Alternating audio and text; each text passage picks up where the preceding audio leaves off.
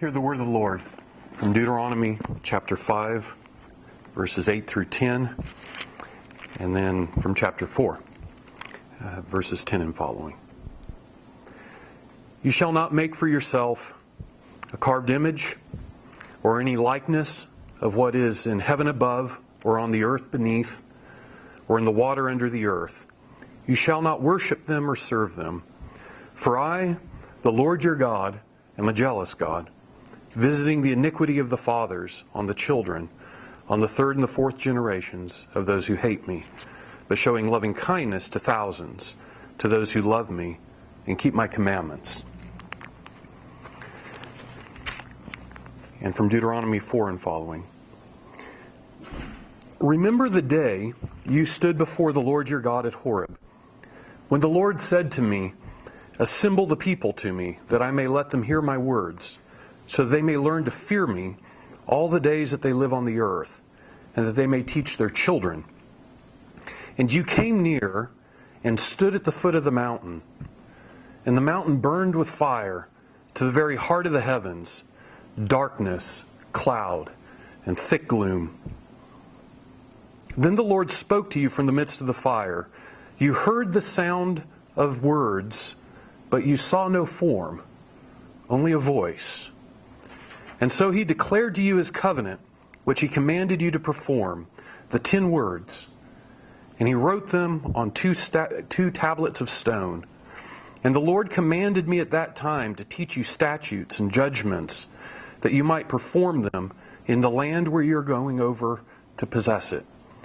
So watch yourselves carefully, since you did not see any form on the day the Lord spoke to you at Horeb from the midst of the fire, lest you act corruptly and make a carved image for yourself in the form of any figure, the likeness of male or female, the likeness of any animal that's on the earth, the likeness of any winged bird that flies in the sky, the likeness of anything that creeps on the ground, the likeness of any fish that is in the water below, unless you lift up your eyes to heaven and see the sun and the moon and the stars, all the host of heaven, and be drawn away and worship them and serve them, those which the Lord our God, your God, has allotted to all the peoples under the whole heaven.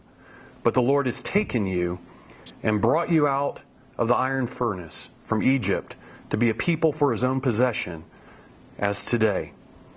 So watch yourselves, lest you forget the covenant of the Lord your God, which he made with you, and make for yourselves a carved image in the form of anything against which the Lord your God has commanded you.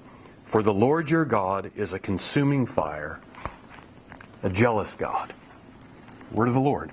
You may be seated.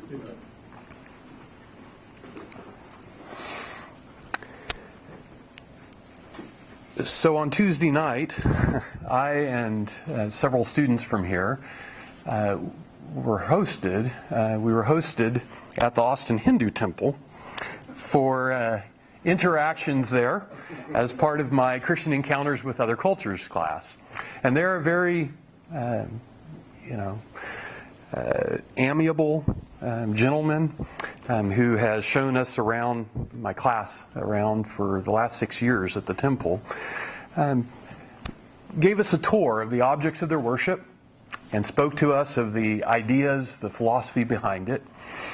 And if you listen to him, he'll emphasize that there's just one divine. They're monotheists of sorts, he'll tell you. It's just that there's millions of different possible representations of the divine. And these statues that they've put together before whom they worship, they contain a bit of that divine. And not just by the making of the statue, there's rituals that cause that god or a bit of that divinity to come through the nostrils of that statue and inhabit that bit of stone or wood. And it helps, he says. Worshipers can't get their minds around something as big as reality. And so what you have is a bit of the divine in that particular object, and it focuses the mind of the worshiper. Makes it easier. And I guess the idea is that it's always better to worship a bit than nothing at all. The divine cup is always half full, it seems, on this approach. And so it's kind of stark moving from that temple to the words of the Decalogue. Because the God who created heaven and earth, the one who laid waste to Egypt, has a very different view of the role of images, as of so many other things. And here, what we find in the Decalogue is the Creator's love codified for those whom He's rescued. Having defeated Pharaoh and the gods of Egypt, the Lord led Israel out of Egypt. And now at Sinai, as He proclaims these 10 words, the Lord begins the process of extracting the Egypt out of Israel.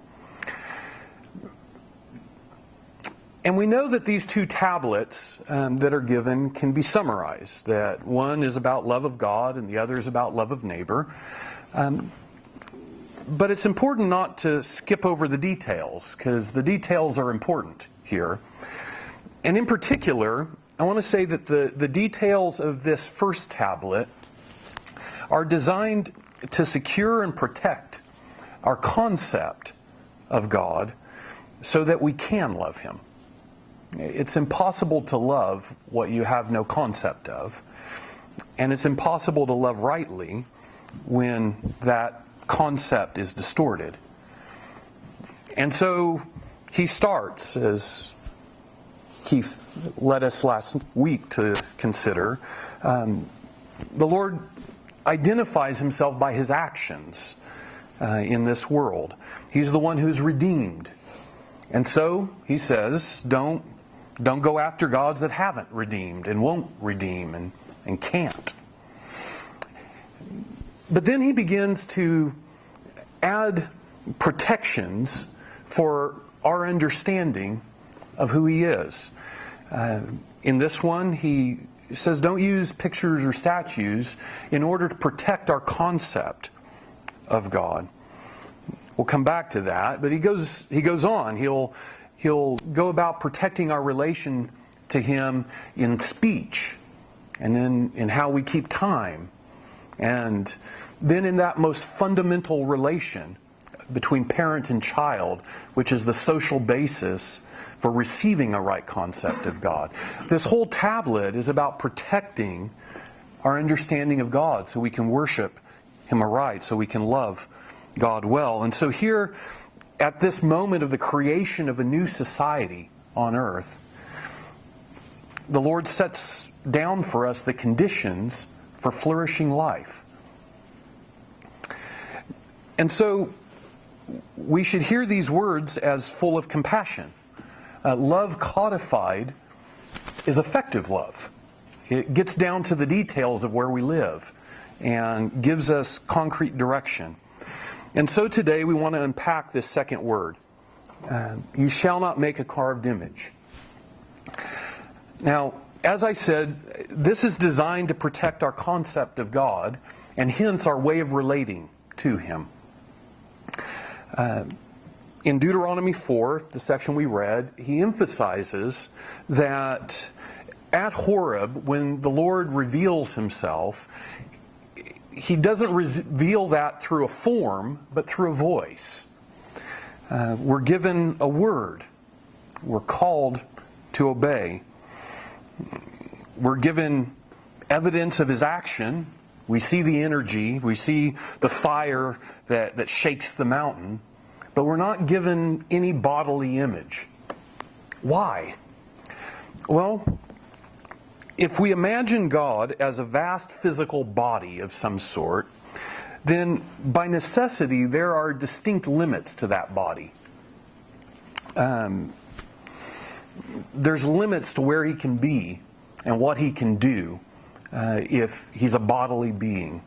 And at the same time that we give a form, a bodily form, we assign, as it were, a domain to him.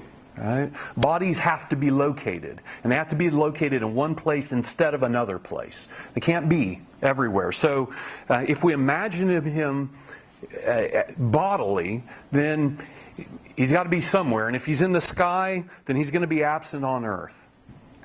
And if he's in the sea, then the sky and the land are going to be out of reach. As soon as you assign a form, you assign a domain, and there will be an inside and an outside to that domain. So a God who has bodily form is one that can be escaped. It's a God you can hide from, a God you can elude. And it's a God that we set the terms of the relation with. We decide when we'll pull a bit of him into that statue and when we want to make use of that deity. But the problem is that just isn't reality. The living God, the Lord who lays waste Egypt and carries the slave band out on eagle's wings, the Lord just isn't that sort of being. And thank goodness he isn't. Thank goodness. Because, you see, the living God is simultaneously everywhere. He's closer than your next breath. And he's not just there in bits. It's not that there's a little bit of God everywhere. He's altogether there. Everywhere.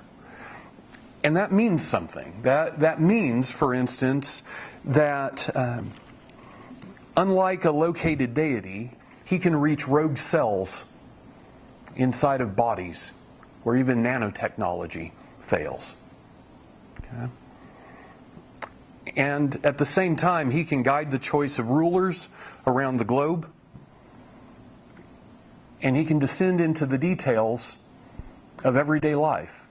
He can bring blessing and cursing to things like the kneading bowl and the sowing and reaping in the fields. Or in our world, the writing of papers and the raising of children and the details of your business life. He can be there at the same time. But if we shrink our conception of God down to a bodily image, what follows next is that we find that we can't relate to him everywhere. We can't expect and receive his active presence through the full range of life. It doesn't match. It doesn't fit. It becomes impossible. Likewise, and perhaps even worse, you'll find that he'll show up where you've counted on his absence. The living God does that. And perhaps that's why this clause in the Decalogue enters here. The warnings about intergenerational consequences comes on the back end, not of just don't have any other gods before me, but on don't make an image of this God. Right? Shrink wrapping and twisting our conception of God has consequences that can ripple through generations. You see, this particular God is steadfastly resistant to our efforts to put him in a box. He's rather nonconformist. Perhaps you've noticed that. He won't pretend to be what we want him to be, because he's fiercely real. He's real. And the thing about reality is that it just doesn't budge when you try to walk in it, walk through it. It resists. The biblical word that kind of summarizes this is zeal, or jealousy, same word. that fiercely, particularly real nature of God. You see, if we can pervert our concept of the Lord, we can pretend that He's different than He is, but it's always to our own harm when we do so. It doesn't change Him, but it may well change those whom we influence. And so that iniquity can reverberate from fathers through children to the third and fourth generation. There's consequences, not just in our life, but in the life of those whose minds and practices we shape when we distort the reality of God in how we represent Him. But the flip side is also true. And He tells us that if we will dare to think and worship and relate to God in His stark, distinctive way of being present everywhere, it'll set life straight. It'll enable us to calibrate our life well before Him. And that can bring blessing for 1,000 generations. It can ripple further than we can count into generations yet to come, if we'll dare to encounter the God who is real and beyond what we could picture, beyond what we could imagine.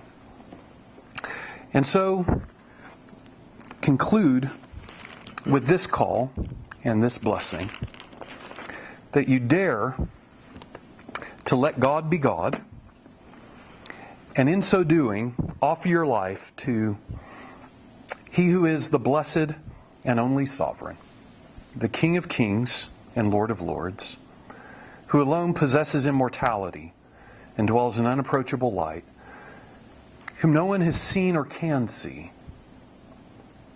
To Him be honor and eternal dominion. And all God's people say, Amen.